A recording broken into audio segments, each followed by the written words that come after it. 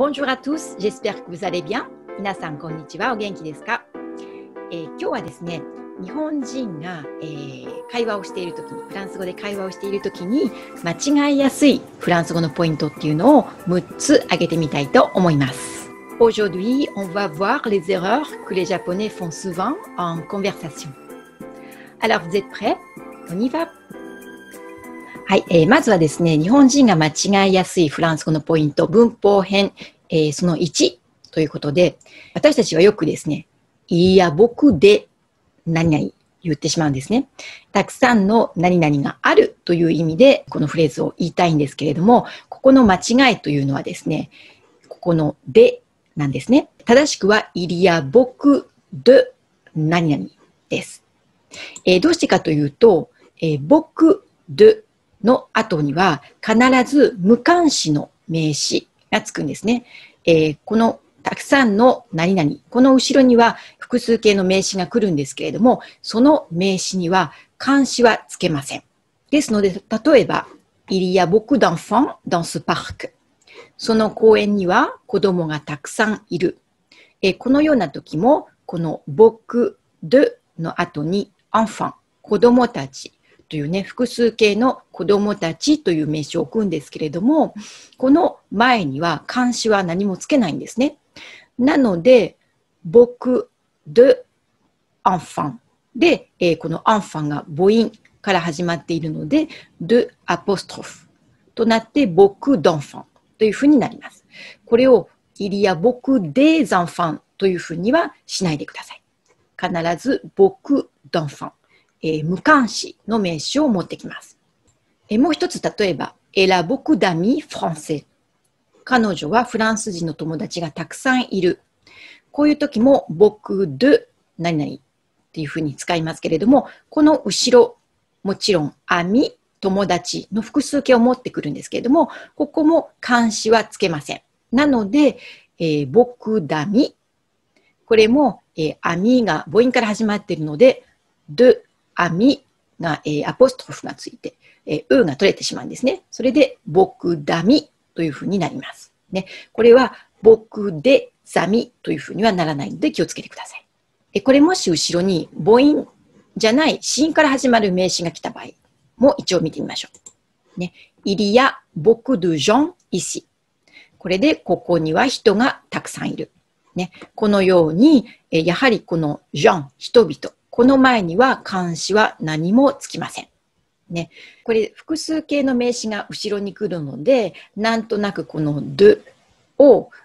でというふうにしたくなると思うんですけれども、多分これは、不定冠詞の複数形のでとごっちゃになっていると思うんですけれども、この僕でのdeっていうのはこれ前置詞です。なので、これ形は変わりません。do のままです。で、その後ろに来る名詞には冠詞はつけないので、そのまま gens、ね、複数形の名詞を持ってきます。で、このように、il y a beaucoup de gens ici となります。これどうしても私たち日本人は、il y a beaucoup de gens って言いたくなるんですけれども、ここは、ぐっと我慢して、de ですね。何も冠詞をつけない名詞を後ろに置いてください。はい。では、間違いやすいポイントその2。ですね。寒かったっていう場合、これ、c'était froid っていう人が多いんですね。昨日寒かったという時に、例えば、c'était froid hier っていうふうに私たちは言ってしまいがちです。ですけれども、天気の寒いっていう時には、必ず、il fait という、非認証の構文を使うんですね。この il というのは、彼と訳すのではなくて、これは非認証の主語の il。で、天気のことをね、寒いとか暑いとか、気温が何度だとかいうときは必ずこの il fait という形を使います。この fait というのは faire 何々をするという動詞ですね。で、il fait 何々。これで天気がどうだったというふうに言うことができます。例えば、il faisait froid hier。これで昨日は寒かったというふうになりますね。もしくは、今日は暑いというときは、il fait chaud aujourd'hui。このように、il fait というのを使って、後ろに、chaud とか froid とかね、il fait beau とか、il fait mauvais とかね、そういう形容詞を持ってきます。これで天気を表すことができます。で、もしこのようにc'était froid って言ってしまった場合には、それは冷たかったというような意味になってしまうんですね。例えば、昨日スープを飲んだんだけど、それは冷たかった。ね、そういう時には、例えば、c'était froid というふうにね、それは冷たかったというふうに使えるんですけれども、天気のことを言うときは、必ず、il fait 何々というふうになります。はい、次に間違いやすいポイント、その3なんですけれども、これはちょっと難しい題名動詞ですね。これ本当に、私たちよく間違えるんですけれども、例えば、散歩をしたっていうときによく、j'ai baladé って言ってしまうんですね。これでも間違いなんです。散歩をするというのは、se balader という題名動詞なんですね。で、この balader と se balader っていうのは、意味が全然違います。この balader だけだと、何々を散歩させるという意味になるんですけれども、自分が散歩するという場合には必ず、再起代名詞のすですね。この部分を再起代名詞って言うんですけれども、このすをつけて、すバラで。これでワンセットとして使わなければなりません。で、ここの再起代名詞のところは主語によって形が変わるんですけれども、例えば、je であれば、je me balade で、tu であれば、te balade, il se balade, nous baladons, vous baladez, il se balade。このように、この数の部分は主語によって形が変わります。ですので、私は散歩したというのは正しくは、je me suis baladé というふうになります。例えば、私はカルチェラタンを散歩した。これは、je me suis baladé dans le quartier latin。このように、se balader という題名動詞を複合過去にしなければなりません。で、ここで、題名動詞とか複合過去の作り方について詳しいことはやらないんですけれども、題名動詞を複合過去にする場合には必ず助動詞は être を使います。なので、ここは je me suis baladé ですね。dans le quartier latin。で、もう一つこの se balader 散歩をするという動詞と同じ、動詞があるんですけれども、これは se promener ですね。散歩をする se promener。この se balader っていうのはす、ポムネより砕けた感じの言い方ですね。なので散歩をすると、普通の言葉で言うときには、スポムネという題名動詞を使います。で、これもさっきと同じように必ず自分が散歩をする場合にはこのすをつけて、スポムネというふうに使います。なので、例えば、昨日私は一日中散歩をしたという場合には、hier, je me suis promené toute la journée。ね、このように、me promenerというふうに言います。これを間違って、j'ai promené と言ってしまいがちなんですけれども、j'ai promené ではなくて、je me suis promené が、散歩をしたという正しい言い方です。で、ここ、ちなみにもし主語が女性であれば、ここ最後、がつきますね。もちろん、会話の場合にはこのは聞こえないのでわかりませんけれども、書く場合はですね、必ず、主語が女性の場合には、をつけるようにしてください。で、このように、スポムネという題名動詞、これは散歩をするという意味なんですけれども、例えば、ポムネと言った場合、ね、数がない場合、これは散歩をさせるという意味になるんですね。だから自分ではなくて何か他のものとか他の人を散歩させる場合には、ポムネという動詞を使います。例えば、私は犬をリュクサンブール公園で散歩をさせたという場合、こういう場合には、j'ai promené mon chien dans le jardin du Luxembourg。このように犬を散歩させるとか、例えば子供を散歩させるとか、何か他のものを散歩させる場合には、このようにプロムネ、という動詞を使います。もしくは、バラデもね、さっき出てきたバラデでもいいですけども、その場合には題名動詞ではなくて、このようにプロムネ、バラデという、動詞を使います。で、その場合、複合過去にする場合には、助動詞には avoir を使いますね。この題名動詞の使い方はすごく私たち、よく間違えるんですけれども、他にもね、例えば、間違えたっていうのもね、よく j'ai trompé って言ってしまうんですけれども、それもトンペではなくて、正しくは自分が間違える場合は、se tromper という代名動詞を使わなければいけないんですね。なので、間違えたっていう場合は、je me suis trompé というふうになります。日本人が間違いやすいポイント、その3でした。で、次に間違いやすいポイント、その4なんですけれども、例えば、私は小さな、スタジオに住んでいた。ね、小さなアパートに住んでいた。で、そこには窓があって、ベッドがあって、テーブルがあって、とかいう、そういうふうに言いたい場合。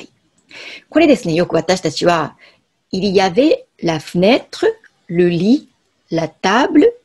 etc. ね、こういうふうに、私たちは言ってしまいがちなんです。で、このどこがまずいかっていうと、この漢詞の部分なんですね。で、何か物事を言う場合に、初めて話題に上る名詞には、不定冠詞、ね、un, une, de をつけるんです。この場合、私はスタジオに住んでいて、そこには窓が1個あって、ベッドが1個あって、テーブルが1個あってっていう、初めて話題に出てきた。にもかかわらず、なぜか私たちは定冠詞をつけてしまいがちなんですね。で、この場合正しくは、ここは不定冠詞をつけなければなりません。例えば、私の部屋には窓が1つとベッドが1つとテーブル1つがあったっていう場合には、Dans ma chambre, il y avait une fenêtre, un lit et une table. このように、初めて会話の中で話題に上る名詞には、不定冠詞をつけます。それに対してですね、すでに話題に上った名詞が再び登場する場合ね、その場合には、定冠詞のル、ラ、レをつけることができます。例えば、さっきね、お部屋には窓があって、ベッドがあって、テーブルがあってっていう話をしましたよね。で、もう一回そのテーブルについて話したい場合、そのテーブルは小さくて緑色だったんだよというふうに言いたい場合、この場合は、La table était petite et verte。このように定冠詞のラをつけることができます。ですので、日本語には、冠詞というものがないので、私たちすごくこの漢詞の使い方っていうのは難しいんですね。で、しかも名詞には女性名詞と男性名詞があって、しかも、単数形か複数形か、それも考えなければいけない。そしていろんなことを考えながら、その名詞に、冠詞をつけなければならないわけなんですけども、その場合になぜか私たちは定冠詞をいろんな名詞につけてしまいがちなんですね。で、私も最初にフランス語を勉強していた時には、よく名詞の前に定冠詞をばっかりつけてたんですね。例えば、フランス人の友達に、今日は私クレープ作るねっていう時に、Je vais faire la crêpe っていうふうによく言ってたんですね。それで、なんか特別なクレープ作るのというふうにフランス人の友達からはよくからかわれていたんですけれども、そういう場合にはラクレープではなくてデクレープでいいわけですね。別に特別なクレープをね作るわけではなくて、その数枚のね何枚かクレープを焼くっていうふうに言うわけですから、そういう場合には、定冠詞ではなくて不定冠詞のね複数形のでをつければいいわけです。それがなんとなくね、私たち、なんか、やっぱり定冠詞の方が使いやすいんですよね、きっと。なので、あちらこちらに、初めて話題に上ってくる名詞にすらすべてラとかルとかレとかいうふうにつけがちなんですけれども、最初はまず定冠詞で、紹介をするみたいなね、アントロデュクション。紹介をして、その後に、またそれについて言う場合には、ルとかラでね、限定をしていけばいいわけです。はい、以上が、漢詞ですね。すごくこれは難しい問題なんですけれども、日本人が間違いやすいポイントのその4として、取り上げてみました。次ですね、間違いやすいポイントその5なんですけれども、私の最初の考えはっていう時にですね、よく、mon premier idée っていうふうに言ってしまいがちなんですね。これ何が間違っているかというと、正しくは ma première idée。なんですね。なぜかというと、イデっていうのは女性名詞なんです。これ、なぜ、モンポミエイデと言いたくなるか。これよくわかるんですね。なぜかというと、モンニデ。私の考えっていうのは、モンニデというふうに言うからですね。だから普段、モンニデ、なんとかなんとかというふうにね、聞き覚えている場合に、例えば、ポミエっていうのをね、形容詞を入れた場合に、やっぱりモンっていうのが、ずっと頭に入っているので、mon premier idéeって言ってしまうんですけれども、実はここが門になっているのは、このイデが母音から始まるからなんですね。まいでというふうにね、母音が重なると言いにくいので、ここはもんにでというふうに、女性名詞であるにもかかわらず、もんという形になっているわけなんですね。なので、もんにでっていうふうに普段ね、もんと言ってるので、やっぱり形容詞をね、入れた場合にも、もんポミエイデっていうふうに言いたくなるんですけども、これは、イデは女性名詞なのでね、ポミエイデというふうに言うように気をつけてください。あと、例えばですね、それはいい考えだっていう時もね、c'est une bonne idéeですね。c'est une bonne idée。というふうに、une bonne ね、idéeというふうに、女性形を持ってきますので、そこも間違えないようにしてください。idéeは女性名詞です。最後、6番目。これも女性名詞、男性名詞に関わることなんですけれども、よくですね、パリはモードの中心地だと言いますよね。で、これを私たちが言う場合に、Paris est le capital de la mode。このように言ってしまいがちなんですね。これ何が間違っているかというと、ここの定冠詞が違うんですね。実はこれは、le capital と言ってしまうと、資産とか資本金っていう意味になるんですね。で、この capital という、名詞にはもう一つ、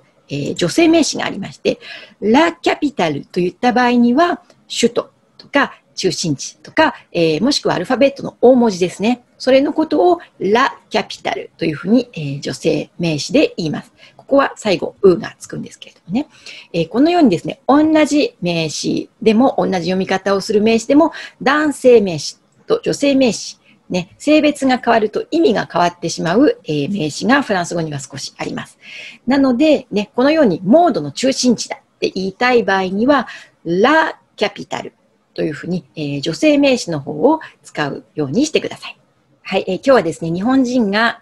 会話の中で間違いやすいフランス語というのを、6個挙げてみました。全部ね、細かい点なんですけれども、これはフランスにすごく長く住んでる人でもね、例えば20年とか住んでる人でもよく間違う点なんですね。多分、もう長く住んでいればいるほど、ある程度は喋れるようになってくるので、もう多分フランス語の細かいところっていうのはもう勉強しなくなるんですね。で、しかも話してて間違えてても聞いてるフランス人っていうのは直してくれないんですよね。私たちも日本語が上手な外国人に対してちょっと間違えたぐらいで直さないと思うんですけれども、やっぱりずっと住んでると、フランス人もね、大体意味がわかる範囲であれば間違いっていうのを直してくれないわけなんですね。なのでこういう細かい点ですね。il y a beaucoup de とか、le capital が la capital になったりとか、あと漢詩の問題ですとかね。こういうのは、大体意味がわかるので、もう誰も直してくれない。そうなると、私たち喋る方も気がつかないので、そのままずっと間違いをし続ける。ですので、皆さん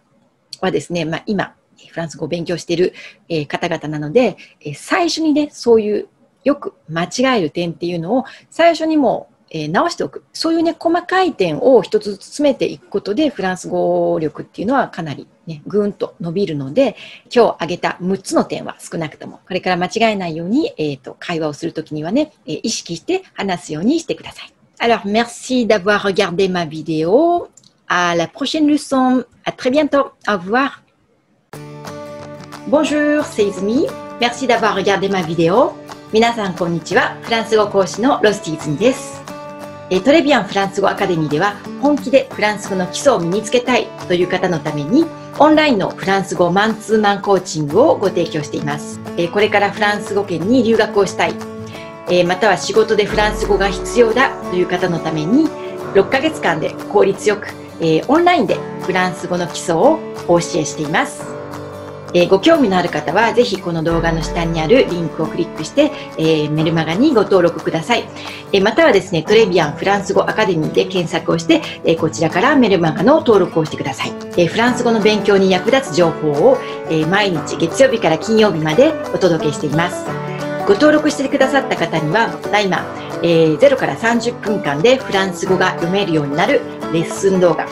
そしてフランス語の、初級レッスン、ルソン1からルソン6、1から6までを、